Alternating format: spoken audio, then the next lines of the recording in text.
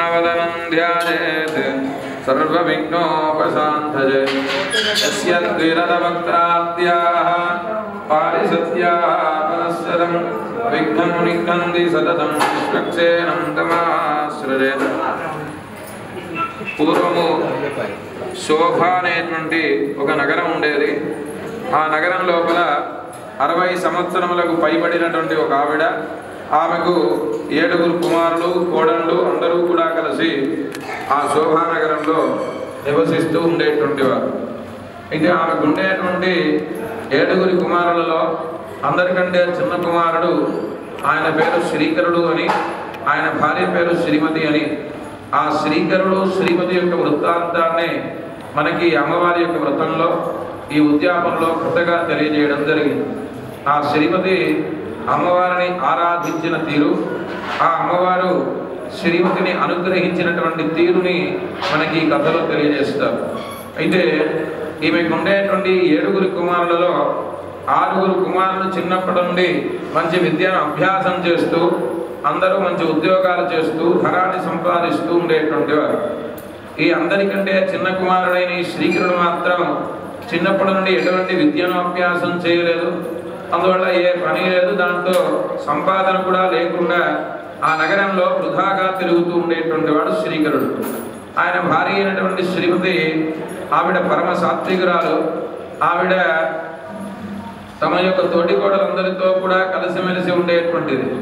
కానీ ఈ యొక్క శ్రీకరుడు ఏ విధమైన ధన సంపాదన లేకపోవడం చేత ఆ నగరంలో ఉండేటువంటి వారి శ్రీకరుని కొంత తక్కువ భావంతో చూస్తూ ఉండేటువంటి వారు. అలానే ఆయన భార్య అయినటువంటి శ్రీమతిని కూడా ఇంటిలో వీరందరూ ఏదో కొంత తక్కువగా చూస్తూ ఉన్నప్పటికీ ఈవిడ వారందరితో కలిసి ఉండే ప్రయత్నం చేస్తూ ఉండేది. తమ సొంత సోదరీమణులని, అంటే తమ సొంత అక్కలని ఎలానైతే చూస్తారో అలా చూస్తూ ఉండేటువంటిది.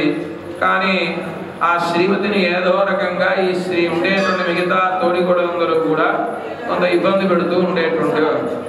ఆవిడ అవన్నీ కూడా సర్దుకుంటూ వారందరితో కలిసి ఉండే ప్రయత్నం చేసినప్పటికీ ఒక రోజున ఆ శ్రీమతికి వారు ఈవిడ పట్ల వ్యవహరించినటువంటి తీరు చేత ఆవిడ దుఃఖం కలిగి తమ ఇంట్లో కూర్చుని ఆవిడ దుఃఖపడుతుంది. ఆ సమయంలో తమ భర్త అయిన శ్రీకరుడు ఇంటికి వచ్చాడు. వచ్చేసరికి ఆవిడ చాలా దుఃఖపడుతూ, ఎప్పుడు కూడా ఆవిడ దుఃఖాన్ని ఆయన చూడలేదు. ఆ సమయంలో ఆవిడ ఏడుస్తూ ఉంటే ఆవిడను చూసి, శ్రీమతి ఎందుకు ఏడుస్తున్నావని అడిగినప్పుడు ఆ శ్రీమతి భర్త గారిని చూసి, నాథ, మనకు ఉండేటువంటి కష్టములన్నీ తొలగిపోవడానికి ఏదైనా మార్గాన్ని మీరు ఆలోచిస్తున్నారా అని తమ యొక్క భర్త గారిని చూసి ఆవిడ ప్రాధేయపడింది. అంత దుఃఖంలో బాధలో కూడా ఆవిడ తమ భర్త గారికి ఎదురు చెప్పేటువంటి మనస్సు కలిగినది కాదు.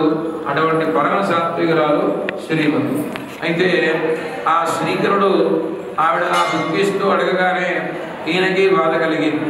ఇన్ని రోజులు జరుగుతుంది, ఆయనకి చూస్తూ అలా ఉండిపోయాడు. కానీ ఆ రోజున ఎందుకు ఆయనకి కూడా మనస్సులో బాధ కలిగి, ధనం మూలం ఇదం జగత్, శ్రీమతి ధనాన్ని సంపాదించకపోవడం చేతనే కదా ఈ విధమైనటువంటి దుఃఖములు అవమానములు పొందుతున్నావు. ధనాన్ని సంపాదించినట్లయితే నీవు ఈ దుఃఖపడవలసిన పని ఉండదు. కనుక నేను ధనాన్ని సంపాదిస్తాను అన్నాడు. అంటే ఆ శ్రీమతి భర్త గారిని చూసి ఆయన చూసి ఆవిడ, నాథ, ధనాన్ని సంపాదిస్తానంటున్నారు ఎలా అని అడిగినప్పుడు ఆయన భార్యను చూసి, శ్రీమతి ఈ నగరంలో ఇన్ని రోజులు వృధాగా తిరిగి ఇప్పుడు వెళ్ళి ఇక్కడ ఉండేటువంటి వారి దగ్గర ఏదో పని చేసి ధనాన్ని సంపాదించాలంటే చాలా కష్టం. కనుక వేరే నగరానికి వెళుతాను, అక్కడ ఏదో ఒక పని చూసుకొని ధనాన్ని సంపాదించిన తర్వాత తిరిగి నగరానికి చేరుకుంటాను, అప్పటిదాకా నీవు ఓపికగా ఉండు అని తమ యొక్క భార్యను ఓదార్చి ఆయన ఆ రోజున ఆ నగరం విడిచిపెట్టి బయలుదేరాడు. బయలుదేరినటువంటి ఈయన వేరే నగరంలో ఈయనకి ఎవరు ఏ విధమైన పని కల్పిస్తారని చెప్పలేదు, అక్కడ ఎవరు పరిచయము లేదు. కానీ అటువంటి సందర్భం కలిగింది కనుక బాధతో బయలుదేరాడు ఈయన వేరే నగరానికి. ఆ నగరంలో తిరుగుతూ ఉన్నాడు తమకు కావలసిన పని కోసం. చాలా రోజులు తిరిగాడు. ఎవరూ ఈయనకి ఏ పని కల్పించలేదు. ఇంకో నగరానికి వెళ్ళాడు. ఇలా కొన్ని నగరాలు తిరిగాడు.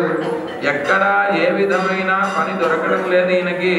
ఎందుకంటే ఇదివరకు ఎక్కడా పని చేసిన అనుభవము లేదు కనుక ఆయన బాధపడుతూ తిరుగుతున్నాడు. ఎలాగైనా సరే ఏదో పని సంపాదించి ధనాన్ని సంపాదించిన తర్వాతనే తిరిగి నగరానికి చేరుకోవాలి అని ఒక దృఢమైన సంకల్పం మాత్రం ఆయన మనస్సులో ఉంది. కనుక అలా తిరుగుతూ తిరుగుతూ ఓ సునగరము అనేటువంటి ఒక నగరానికి చేరుకున్నాడు. చాలా పెద్ద నగరం. ఆ నగరంలో తమకు కావలసిన పని గూర్చి ప్రయత్నం చేస్తూ ఉన్నాడు. అయితే ఇక్కడ ఈయన తమకు కావలసిన పనిలో నిమగ్నమై అలా తిరుగుతూ ఉన్నాడు. రోజులు గడుస్తూ ఉన్నాయి. ఇక్కడ ఉండేటువంటి తన భార్య శ్రీమతి, ఆవిడ ఎప్పుడైతే భర్త గారు ధన సంపాదన నిమిత్తమై వేరే నగరానికి బయలుదేరాడో తర్వాత ఈవిడికి అనేకమైన కష్టములు ఇంట్లో సంప్రాప్తమయ్యాయి.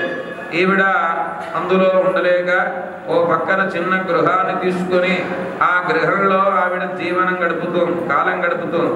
అయితే మరి ఆవిడ ఏదో తినడానికైతే కొంత ద్రవ్యం సంపాదించాలి కదా. కనుక ఆవిడ ప్రతిరోజు అడవికి వెళ్ళేది, కట్టెలు తీసుకునేది, అవి అమ్మేది.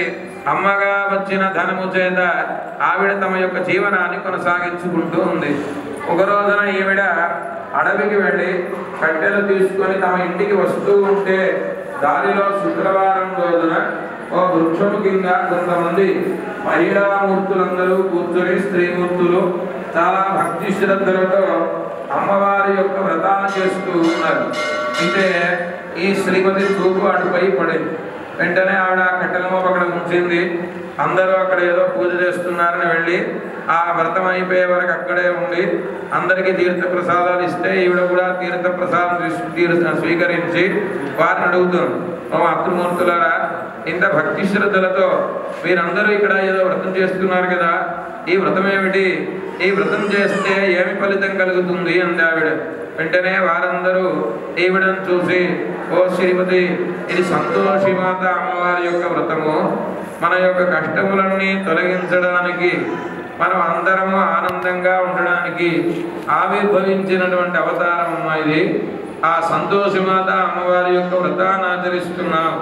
ఈ వ్రతాన్ని ఆచరించినప్పుడు నుండి మేము కూడా అనేకమైనటువంటి దుఃఖంలో ఇదివరకు ఉండేవాళ్ళం. ఎప్పుడైతే ఈ వ్రతాన్ని మేము ఆచరిస్తున్నామో ఇప్పుడు మేమందరం కూడా చాలా ఆనందంగా అందరం కూడా ఉన్నాం. అందుకే ఈ అమ్మవారి వ్రతాన్ని ప్రతి వారం ఇలా ఆచరిస్తూ ఉంటాం అని శ్రీమతికి వారందరూ చెప్పారు. శ్రీమతి వారందరిని చూసి, ఓ మాతృమూర్తులారా, ఈ వ్రతాన్ని నేను కూడా చేయవచ్చునా? నా భర్త గారు ధనాన్ని సంపాదిస్తానని వెళ్ళాడు. వెళ్ళినటువంటి ఆయన చాలా రోజులైంది, ఎక్కడ ఉన్నాడో తెలియదు, ఎప్పుడు వస్తాడో తెలియదు. ప్రతిరోజు ఇదిగో ఈ కట్టెలమ్ముకొని జీవనాన్ని కొనసాగిస్తున్నాను. ఒకరోజు కట్టెలమ్మలేదనుకోండి, నాకు ఆ రోజు భోజనం లేదు. ఇట్లా దుర్భరమైన చాలా కఠినమైన దుఃఖాన్ని అనుభవిస్తూ ఉన్నారమ్మా.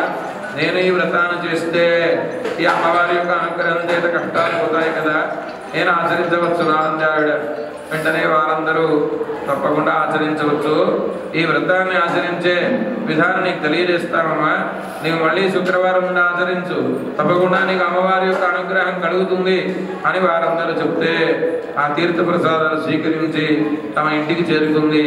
మరోసారి శుక్రవారం రోజున అమ్మవారి యొక్క ప్రతిమ, అంటే మనం ఫోటో అంటాం కదా, అటువంటి మూర్తి ఒకటి అక్కడ పెట్టుకొని ఇంట్లో పెట్టుకొని దీపారాధన చేసి అమ్మవారిని ప్రార్థించిందమ్మా. వెళ్ళినటువంటి ఆయన క్షేమంగా వెళ్ళిన పని చేసుకుని క్షేమంగా తిరిగి నగరానికి వచ్చేట్టుగా అనుగ్రహించుము అని అమ్మవారిని ప్రార్థించి ప్రతి శుక్రవారం కూడా చాలా నియమంగా ఈ వ్రతాన్ని చేస్తూ ఉండేది.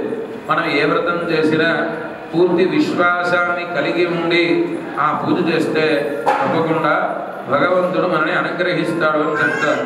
విశ్వాస ఫలదాయక అని మనకి శాస్త్రం.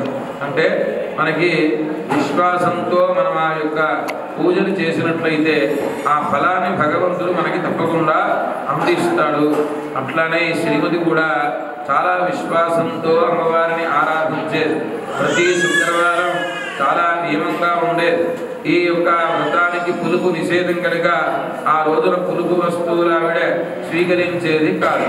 అలానే ఆ అమ్మవారి యొక్క నామాన్ని నిరంతరము ఆవిడ స్మరిస్తూ ఉండేది. మననాథ్ రాయతే మంత్రమని ఎప్పుడూ కూడా మనం ఒక మంత్రాన్ని నిరంతరము మనం ఆ మంత్రాన్ని జపిస్తూ ఉంటే ఆ మంత్ర సిద్ధి కలిగి ఆ మంత్ర అధిదేవత యొక్క అనుగ్రహాన్ని మనం పొందుతాం. అట్లా శ్రీమతి సంతోషిమాత అమ్మవారి యొక్క నామాన్ని ఆ మంత్రాన్ని ఆవిడ నిరంతరము స్మరిస్తూ ఉండే చాలా భక్తి శ్రద్ధలతో ఈ యొక్క వ్రతాన్ని చేస్తూ ఉండేది. ఇక్కడ ఈవిడ ఆ కట్టెల మోపులు అమ్ముతూ ఈ అమ్మవారిని ఆరాధన చేస్తూ తమ జీవితాన్ని గడుపుతుంది. ఇక్కడ అక్కడికి వెళితే శ్రీకరుడు సునగరానికి వెళ్ళామని చెప్పాం కదా, ఆ నగరంలో తిరుగుతున్నాడు. ఎక్కడా పని లభించడం లేదు. ఆయనకి కూడా బాధ కలుగుతుంది. ఇక ఈ నగరంలో పని దొరకకపోతే తిరిగి ఇంటికి వెళ్ళాల్సిందే. ఇంటికి వెళితే ఇన్ని రోజులు తిరిగి మళ్ళీ వృధాగా ఇంటికి వెళితే మళ్ళీ అనేకమైన కష్టములు అనుభవించక తప్పదు. ఇక్కడే ప్రయత్నం చేయాలనుకుంటున్నాడు. ఓసారేమో ధైర్యం, మళ్ళీ ఓసారేమో దొరుకుతుందో లేదో అని అధైర్యం. ఇట్లా ఆయన ఆ నగరంలో ప్రతిరోజు తిరుగుతూ ఉన్నాడు. అయితే ఒకరోజు ఉదయాన్నే లేచి ఆ వీధిలో ఉండేటువంటి వ్యాపారుల దగ్గరికి వెళుతూ ఉంటే ఈయనని చూశాడు. ఒక ఆయన చూసి పిలిచాడు. ఏమయ్యా, చాలా రోజుల నుంచి నగరంలో తిరుగుతున్నావు, ఏం కావాలా నీకు అని అడిగాడు. అడిగితే ఆయన శ్రీకరుడు చెప్పాడు, నమస్కరించయ్యా, మాది శోభానగరం. ఆ నగరం నుంచి ఇక్కడ ఏదో ఒక పని చేసుకుని కొంత ద్రవ్యాన్ని సంపాదించి తిరిగి ఇంటికి వెళ్ళాలని సంకల్పంతో ఇక్కడికి వచ్చాను.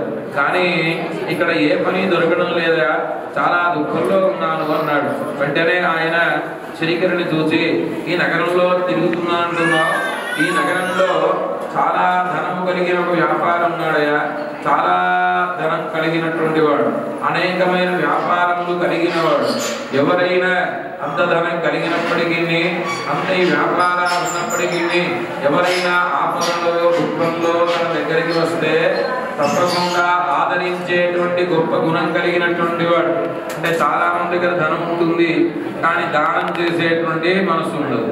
చాలా మంది దగ్గర ధనం ఉండదు కానీ ఉన్నదాంట్లో దానం చేసేటువంటి ఒక సంకల్పం వారిలో ఉంటుంది. ధనం ఉంటే సరిపోదు కదా, మిగతా వారందరికీ కూడా ఆపదలో ఉండేటువంటి వారిని ఆదుకునేటువంటి గొప్ప మనసు కలిగినప్పుడే ఆ ధనానికి ప్రయోజనం. అట్లానే ఈ వ్యాపారుడు కూడా ఎంత ధనం ఉన్నా చక్కగా ఎవరైనా వస్తే దాన ధర్మాన్ని చేసేవాడు, ఆపదలో ఉండే ఆదుకునేటువంటి గుణం కలిగినటువంటి వాడు కనుక నీవు ఆయన దగ్గరికి వెళ్ళి తప్పకుండా ఏదో ఒక పని కల్పిస్తాడు అని చెప్పి ఒక మార్గాన్ని చెప్పాడు. చెప్పి ఈయన వెళ్ళిపోయాడు. ఈ శ్రీకరుడు ఆయన దగ్గరికి వెళ్ళి ఆయన ప్రార్థిస్తే ఆ యజమాని ఈ శ్రీకరుని యొక్క దుఃఖాన్ని చూసి ఆయన బాధపడ్డాడు. ఇలా ఉండాలట మానవుని యొక్క లక్షణం. ఎట్లా అంటే ఎవరైతే పక్కన వారు దుఃఖాన్ని అనుభవిస్తూ ఉంటే ఆ దుఃఖాన్ని వింటే వీరికి ఉండేటువంటి ఆ యొక్క మనస్సు చేత వీరు కూడా బాధపడేటువంటి ఒక గుణం కలిగినటువంటి వారు ఉన్నప్పుడు వారిని మనీషి అంటారు మనకి శాస్త్రంలో. కానీ ఎదుటివాడు దుఃఖపడుతూ ఉంటే వీడు ఆనందిస్తూ ఉంటే, వాడు ఆనందిస్తూ ఉంటే వీడు దుఃఖపడుతూ ఉంటే ఇటువంటి లక్షణాలన్నీ అసుర లక్షణాలు అంటారు. కనుక అటువంటి మానవ లక్షణం కలిగినటువంటి వాడు ఈ యజమాని. వెంటనే శ్రీకరుని చూశాడు. ఆయన యొక్క వ్యాపారంలో పనిని ఏర్పాటు చేశాడు. ఆయనకి మంచి వేతనాన్ని ఏర్పాటు చేసి చక్కగా ఈ పని చేసుకో అని ఆ శ్రీకరునికి అప్పగించాడు. శ్రీకరుడు చాలా ఆనందపడిపోయాడు. ఏమి ఇన్ని రోజుల నుండి శ్రీకరునికి ఏమి పని లభించలేదు, ఇప్పుడే ఎందుకు లభించింది? ఎవరో ఒక ఆయన వచ్చాడు, కనిపించాడు, ఆయన దగ్గరికి వెళ్ళుకున్నాడు, నీకు పని దొరుకుతుంది అని చెప్తే ఈ శ్రీకరుడు వెళితే ఆ యజమాని పని ఇచ్చి ప్రతి నెల కొంత వేతనాన్ని ఏర్పాటు చేశారంటే దీని వెనకాల భగవద్ అనుగ్రహం అంటారు. మనం కూడా అనేకమైనటువంటి పూజలు, హోమాలు, దానాలు, ధర్మాలు చేస్తూ ఉంటాం. ఏదో ఒక సంకల్పం అంటే కోరిక కోరుకొని, అయితే ఆ కోరిక కోరుకొని మనం ఏ వ్రతం చేసినా, ఏ జపం చేసినా, యజ్ఞం చేసినా దాని వెనకాల భగవద్ అనుగ్రహం చేత దైవం మానుష రూపేణ అన్నట్టుగా ఎవరో ఒకరి ద్వారా మనం అనుకున్న పని పూర్తవుతుంది. మనం ఏమనుకుంటాం, ఈయన వల్ల ఈవిడ వల్ల ఈ పని పూర్తయింది అని మనం అనుకుంటాం. కానీ దాని వెనకాల నీవు చేసినటువంటి ఆ యొక్క పూజ ఫలితం చేత ఓ మానవుని ద్వారా ఒక ఉండేటువంటి వారి ద్వారా ఆ భగవంతుడు మన పనిని పూర్తి చేసి పెడతాడు. అది గ్రహించినటువంటి వారిని మనం అనుకుంటా ఇన్ని ప్రదక్షిణాలు చేసినా ఇదిగో ఈయనంటే ఈ పని పూర్తయింది, ఈయన లేకపోతే ఈ పని కాకపోతుండే అని మన మనసులో అప్పుడప్పుడు ఆ సందేహాలు మనకు వస్తూ ఉంటాయి. కానీ నీవు చేసిన పూజా ఫలం చేత కలియుగం కనుక భగవంతుడే ప్రత్యక్షంగా వచ్చి మన పనిని ఎప్పుడు చేసి పెట్టడు, ఎవరో మానవుని ద్వారా ఈ యొక్క కార్యాన్ని పూర్తి చేసి పెడతాడు. అట్లానే శ్రీపతి ఇక్కడ చేసిన వ్రత ప్రభావం చేత ఆయన ఎవరో ఒక ఆయన ఈ శ్రీకరుడికి ఒక మార్గాన్ని చూపించాడు. దాని వెనకాల ఉంది అమ్మవారి యొక్క అనుగ్రహం చేత. అట్లా శ్రీకరుడు ఆ యజమాని దగ్గర చాలా విశ్వాసంగా పనిచేస్తూ ఉండేటువంటి వాడు.